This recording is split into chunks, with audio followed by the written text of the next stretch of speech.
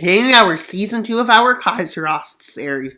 And as we know, Canada decided to start World War VI, I believe it is, because they wanted to completely abolish unifism, which is an ideology that's imperialist, left, and tends to be secular, and nationalist, along with irredentist. So a lot of stuff to do.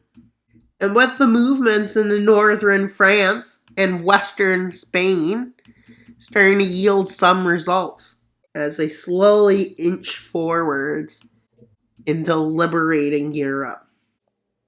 Inch forward into northern France, about to enter Germany, the strongest unifist in Western Europe, then Russia, Eastern Europe.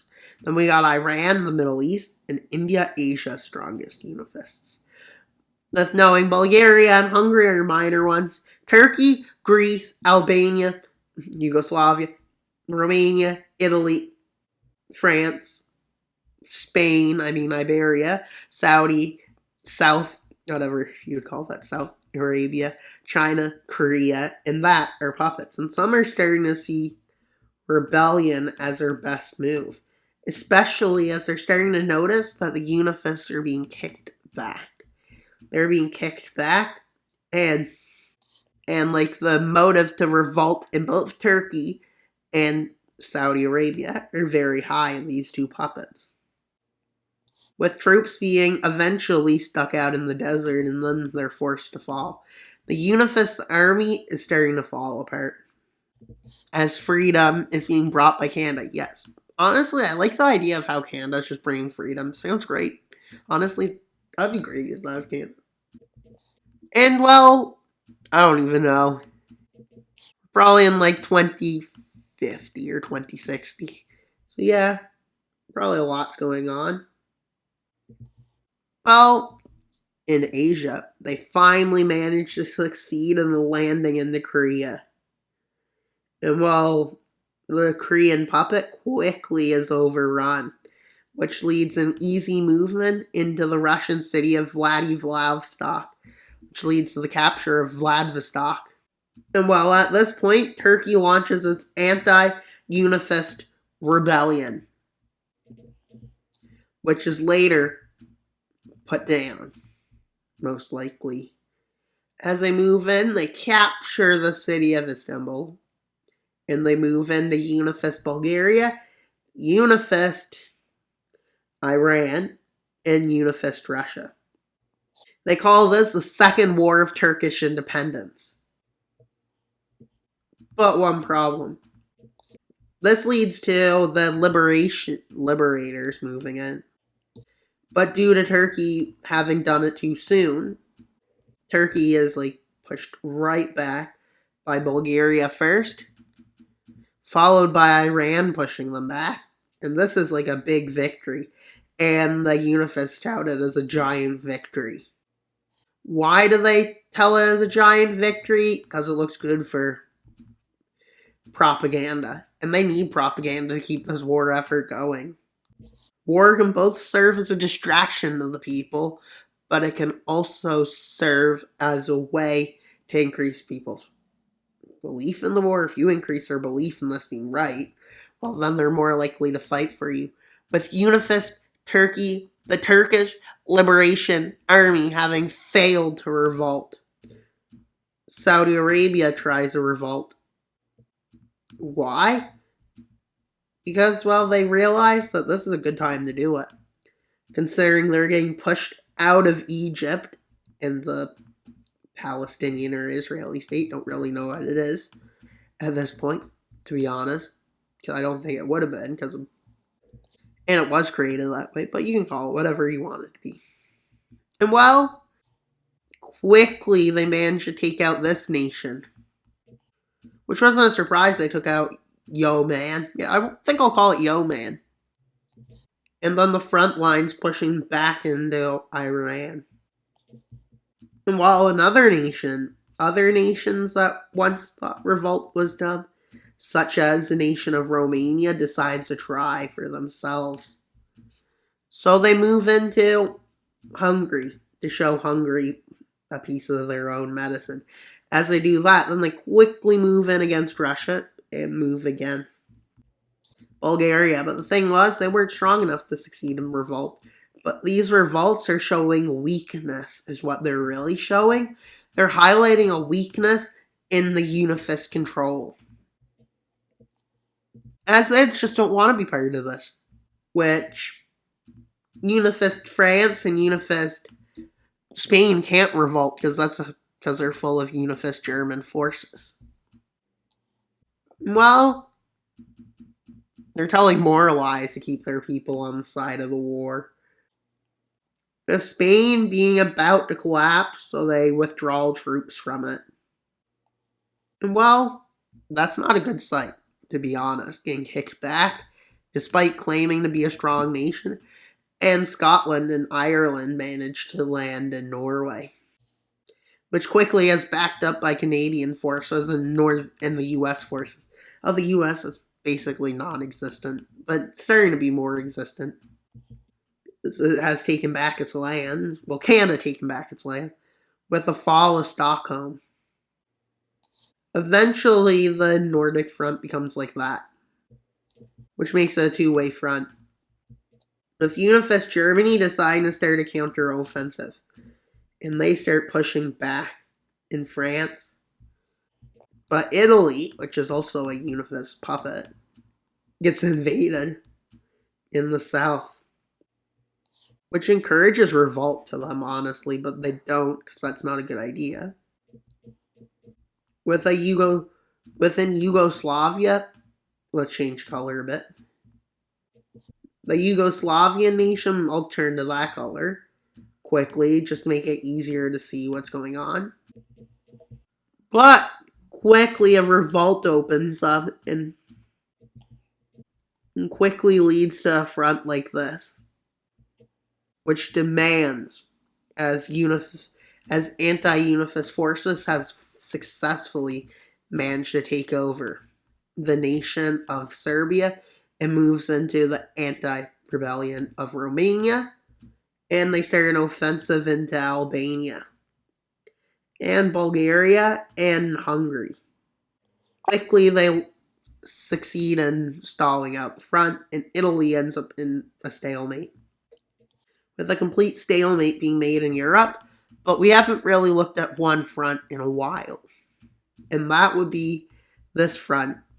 And what's going on here? Not too much, but finally they can get a bit of an advance in. It was really hard to advance in this area as it's Siberia. So then they go along the coast. The goal of this offensive is to hook up with the Vladivostok forces and cut off basically most of the Pacific from them. And during this time, they've managed to push even further into Indonesia, which I think is its own thing. But yeah, they move in and take it over pretty quick. And well, forces are being used to keep Iran alive. With the second Turkish rebellion yet, Turkey doesn't like being occupied, as Turkey ends up knocking the occupation forces out, saying that they'll help them, which was a lie, and they join in the rebellion with Greece in trouble. They want to take some of Turkey's land, believing that there's no way this revolt could win. With Bulgaria starting to be in trouble as it's starting to collapse, which it ends up doing. Which is kind of weird. That's not a big deal because they're not one of the major players. Like Iran, which is in trouble now, as a big chunk, like 50% of its army gets encircled, which is a big deal. The Unifist nation of Iran loses its capital at Tehran and starts having lots of trouble, with nobody expecting what had happened. Unifist Iran collapses, and its people end up revolting against it. With them getting kicked back to here, as the people start viewing the liberators, the Canadian forces, as liberators. with them moving in and capturing most of the southern Caucasus from Russia. With Bulgaria being completely collapsed, followed by Romania's liberation, which leads to the collapse of Hungary, which leads to a puppet state of Hungary, Croatia, Slovakia, which is a major puppet. With Romania pushing against Russia a bit, not too much, and well, the Stockholm attack ends up into Denmark, which leads to a little invasion of northern Germany. But what they didn't know is that the second invasion's coming, which goes into Benelux.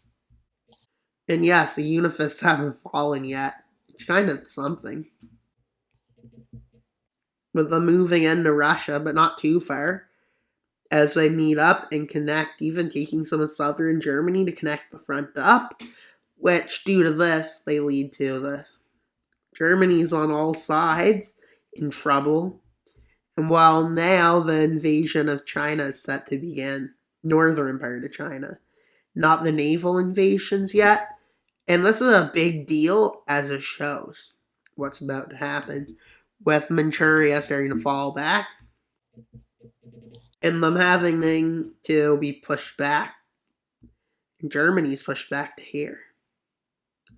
And they claim to be strong. With an overthrow happening, which overthrows a nation. But it's the military, so they keep fighting. They act like this is a big deal. But with them losing major cities, yeah, this coup didn't really do anything but cause more loss. With India being the strongest nation on the team, and they decide to go after Russia and Germany first. As they know, India is going to be the toughest one, as it still probably has a population advantage, because it looks like in the future, still in this timeline, it probably would.